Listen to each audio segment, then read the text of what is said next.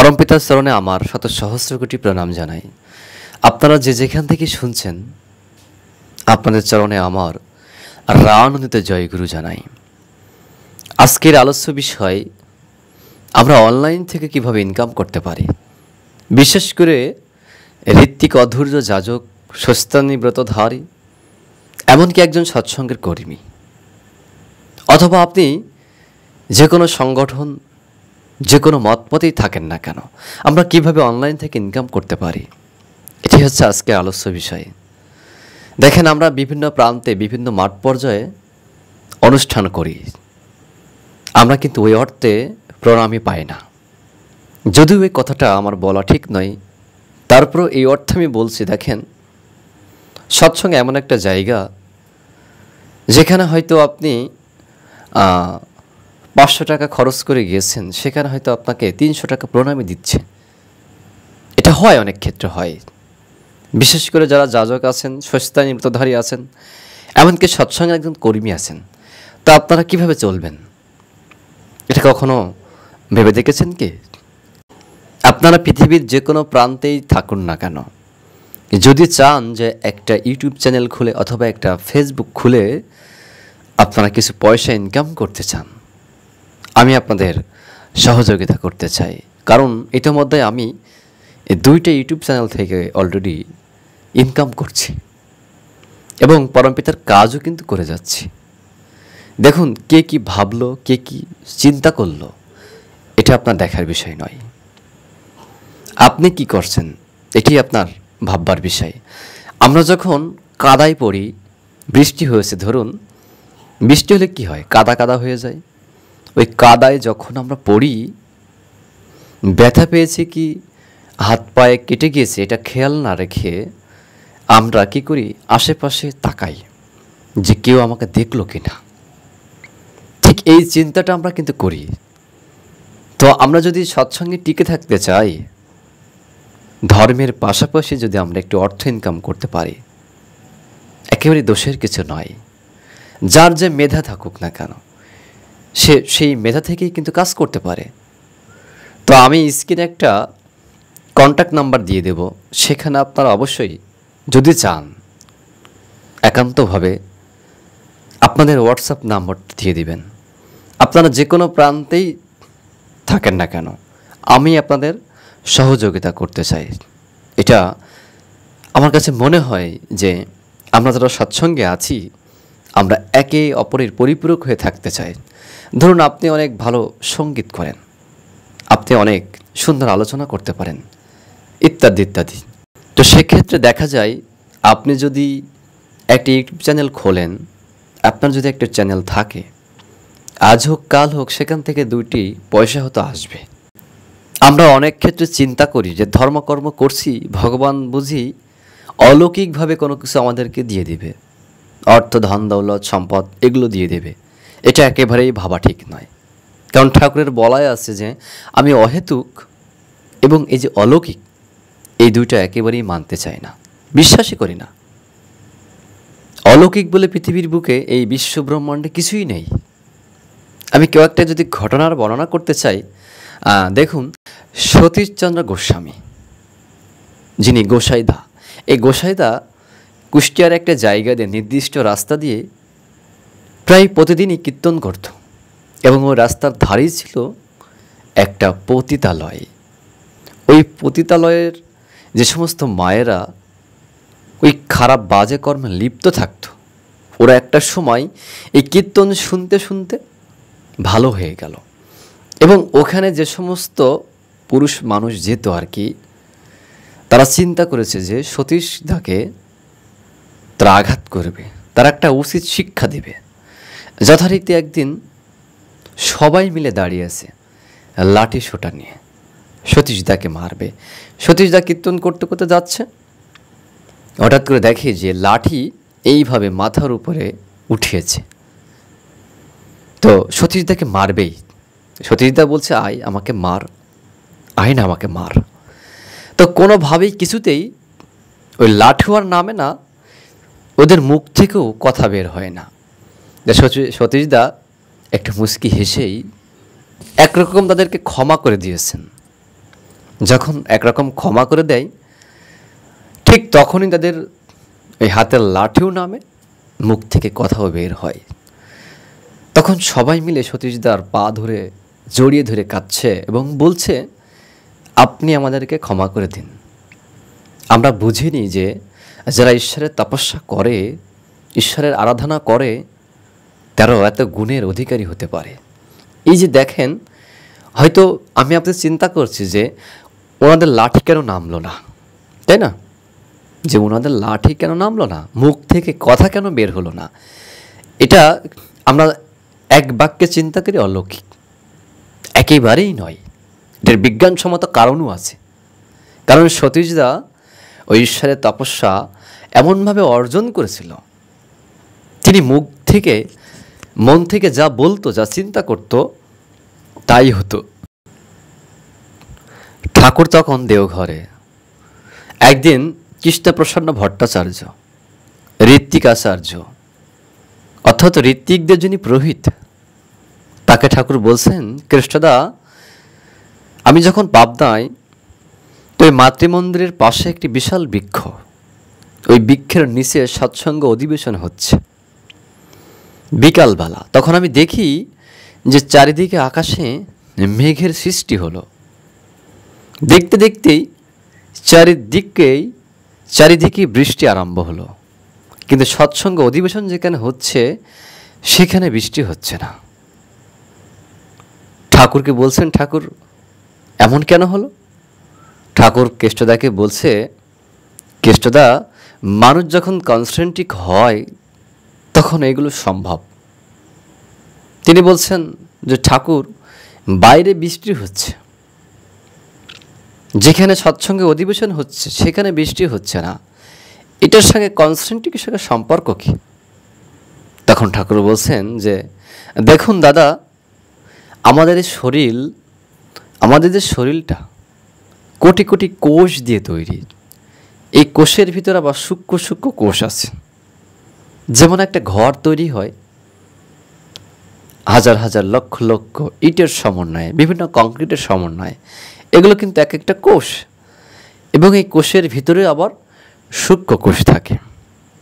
তদ্রূপভাবে আমাদের এই দেহটা হচ্ছে কোটি কোটি কোষ দিয়ে তৈরি হয়, এবং এই কোষের ভিতরে আবার থাকে সূক্ষ্ম কোষ।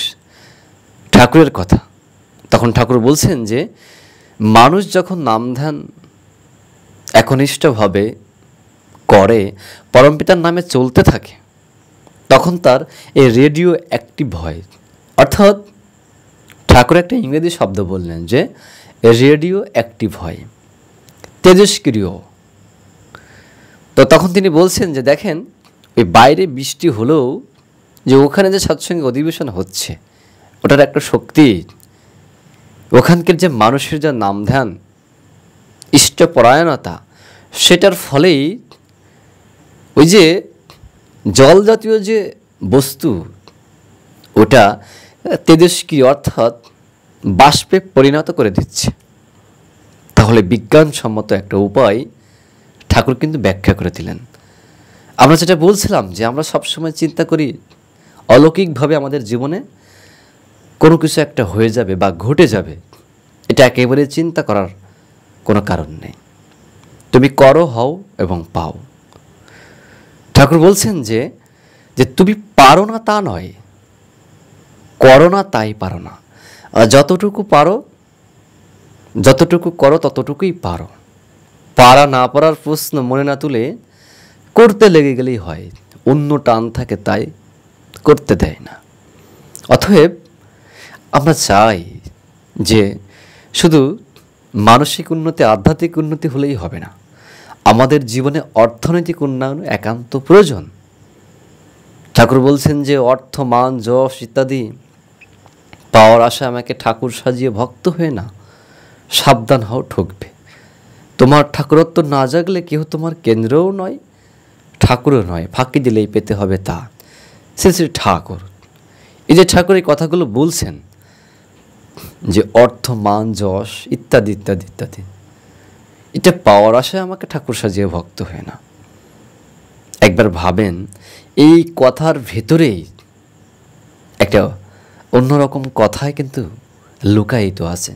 অর্থাৎ তিনি কিন্তু এটা রূপক অর্থে বলছে যে আমাকে ধরলে তুমি অর্থ, মান, যশ এগুলো পাবাই, একেবারে নিঃসন্দেহে। ধরুন সৎসঙ্গে একজন ঋত্বিক, যিনি স্বভাবত ঋত্বিক দেবতা বা প্রতিঋত্বিক যাই বলেন না কেন, একজন যাজক বলেন না কেন, একজন অধৈর্য বলেন না কেন, এনারা যখন কোনো একটা অধিবেশনে যায়, কি কি বলেন তো, অর্থ পায়, মান পায়, যশ পায়, সবই তো পায়। কিন্তু হ্যাঁ, এই ক্ষেত্রের জন্য আমি যে কথা বলছি, প্রত্যেকটা মানুষের সম্ভাবনাময়। সবাই যে সব সেক্টরে ভালো হবে তা কিন্তু একেবারেই নয়। প্রত্যেকটা মানুষেরই জেনেটিকভাবে এক একটা বিষয়ে এক একটা ধাঁচের দিকে তার লক্ষ্য থাকে। একজন ব্যক্তি যেদিকে যেতে চায় তাকে সেদিক যেতে দেওয়াই শ্রেয়। যে যেটা ভালো বোঝে তার সেটা পেশা হওয়া উচিত, ঠাকুরেরই কথা। কিন্তু একটা বাণী আছে, এই মুহূর্তে মনে পড়ছে না, যে সারাংশটি এরকম যে যে যেটা বোঝে তার সেদিকে কিন্তু পেশা হওয়া উচিত। ধরুন আমি কৃষিক্ষেত বা কৃষিকাজ করতে পছন্দ করি, ভালোবাসি, কিন্তু আমার উপরে জোর করে অন্য একটা পেশা চাপিয়ে দেওয়া হলো, তখন কিন্তু ওই পেশায় আমি খুব বেশি একটা একেবারেই ভালো করব না। তাই প্রত্যেকটা মানুষই কিন্তু সম্ভাবনাময়। এক একজনের গুণ বৈশিষ্ট্য আলাদা আলাদা, কারণ পৃথিবীর প্রত্যেকটা জীবসত্তা, পৃথিবীর প্রত্যেকটা অস্তিত্বই কিন্তু এক এবং অদ্বিতীয়। তাই আমরা কিন্তু সবই হচ্ছে আলাদা আলাদা, যার ফলে সবার চিন্তা, মনন, ধ্যান ধারণ শক্তি ইত্যাদি ইত্যাদি এই সবই কিন্তু আলাদা আলাদা। ধরুন অমুক এই কাজটা করছে, আমাকে ওই কাজটি করতে হবে, বিষয়টা তা কিন্তু নয়। আপনি আগে চিন্তা করবেন, আপনার মনের কাছে আগে আপনি প্রশ্ন করেন যে যে কাজটা আমি করতে চাই এটা আমার আগে ভালো লাগে কিনা, আমি এই কাজটাকে ভালোবাসি কিনা। যদি ভাবেন যে কাজটা আমার ভালো লাগে, ভালোবাসি, চিন্তা করবেন দু একদিন, তারপরে এই কাজটা আপনি হাত দিবেন, দেখবেন খুব অনায়াসেই সফলতা পাবেন। আর যারা বিশেষ করে অনলাইনে ইনকাম করতে চান তারা অবশ্যই ডেসক্রিপশন এবং আমি ভিডিওর নিচে একটা জিমেইলের ঠিকানা দিয়ে রাখছি। শুধুমাত্র আপনারা যারা আগ্রহী, ধরুন একটা ইউটিউব চ্যানেল খুলতে চান, প্রপারভাবে হয়তো আপনি কখনো পারেন না, আর যারা পারেন তারা তাদের হিসাব তো একটু আলাদাই। আমি চেষ্টা করব আপনারা কিভাবে এখান থেকে কিছু টাকা ইনকাম করতে পারেন। ধরুন আপনি ভালো আলোচনা করতে পারেন, আপনি সেই আলোচনা প্রায় সেখানে ভিডিও আপলোড দিয়ে কিছু আর্থিক উন্নতি আপনার জীবনে হতে পারে। আপনি ফেসবুক থেকে ইনকাম করতে পারেন, বিভিন্ন মাধ্যম থেকে, এবং আরও যে বিভিন্ন মাধ্যমগুলো আছে আপনি চাইলে সেই বিষয়গুলো আপনি আমার সঙ্গে শেয়ার করতে পারেন। দেখুন এই পৃথিবীর প্রত্যেকটা মানুষ কিসে আনন্দ পায় জানেন? পৃথিবীর মানুষ সবচেয়ে বেশি আনন্দ পায় পরনিন্দা এবং পরচর্চা করে, যেটা আমরা প্রতিনিয়ত সবসময় করে থাকি। এই পরনিন্দা পরচর্চার ভেতরে এমনভাবে থাকি, ভালো কাজ আমাদের করতেই দেয় না। যখনই আপনি কোনো একটা কাজ করবেন তখনই কিন্তু ভুল হবে, কাজ না করলে ভুল হয় না। অতএব ঠাকুরের সেই কথাই বলতে হয় যে আমি চাই শুদ্ধ আত্মা। কারণ কি? তাহলে কি আমরা সবাই অশুদ্ধ? হিসাবটা মনে করেন একেবারেই তাই। আমরা চেষ্টা করছি শুদ্ধ হওয়ার জন্যে। আমরা যদি শুদ্ধ হতাম তাহলে পৃথিবীতে আর আসারই দরকার ছিল না। আমরা সবাই অশুদ্ধ আত্মা। আমরা চেষ্টা করছি প্রতিনিয়ত জন্ম জন্মান্তরের যে কর্মফল, এইগুলো আমাদের জীবনে একটা প্রভাব বিস্তার করতে করতে একটু সময় আমরা শুদ্ধ আত্মায় পরিণত হব। এবং একটা কথা আমি বলি যে আমরা যারা ধর্মকর্ম করি, বিভিন্ন মাঠ পর্যায়ে কাজ করি, ধরুন যারা অধৈর্য আছেন, যাজক আছেন, ঋত্বিক আছেন, আমরা যেন আমাদের এই পেশা, আমাদের নির্দিষ্ট একটা পেশাও যেন আমাদের পাশাপাশি আমরা করতে পারি। যেটা আমরা আত্মকর্মসংস্থান বলতে পারি। দেখেন, ইনকাম কিন্তু দুই রকম, একটা অ্যাক্টিভ ইনকাম, একটা প্যাসিভ ইনকাম। যেটা আমি তাৎক্ষণিকভাবে কাজ করছি, ওই কাজের বিনিময়ে আমাকে যে পয়সা দিচ্ছে ওটা কিন্তু অ্যাক্টিভ ইনকাম। ধরুন আপনার ক্ষেতে আমি শ্রম দিচ্ছি, 5 ঘন্টা শ্রম দিলাম, তো এই 5 ঘন্টা শ্রম দিয়ে হয়তো আপনি আমাকে 100 টাকা দিলেন, এটা কিন্তু অ্যাক্টিভ ইনকাম। এই পৃথিবীতে ভালোভাবে চলার জন্য আপনাকে প্যাসিভ ইনকামের দিকে ফোকাস দিতে হবে। ধরুন আমি এই যে ইউটিউবে কথা বলছি, আপনারা দেখছেন না, এটা কিন্তু আমার প্যাসিভ ইনকাম। কারণ এখান থেকে যতদিন পর্যন্ত আপনারা আমার এই কন্টেন্ট দেখছেন বা দেখবেন, ঠিক ততদিন পর্যন্ত কিন্তু আমার এখান থেকে টাকা আসতেই থাকবে। এটি হচ্ছে প্যাসিভ ইনকাম। বা প্যাসিভ ইনকামের বিভিন্ন রকম মাধ্যম আছে, আমরা চাইলে কিন্তু সেগুলো অ্যাপ্লাই করতে পারি। তো আশা করি সবাই ভালো থাকবেন। জানি না কতটা আমি বোঝাতে সক্ষম হয়েছি, তবে একটা অনুরোধ আবারও বলি, যারা অনলাইন থেকে কিছু করতে চান বা ইতিমধ্যে প্রিপারেশন নিয়ে আছেন, বেশি কিছু লাগবে না। এই মুহূর্তে যাদের কিছুই নাই, একটা স্মার্টফোন তো হাতে আছে, এটা থাকলেই চলবে।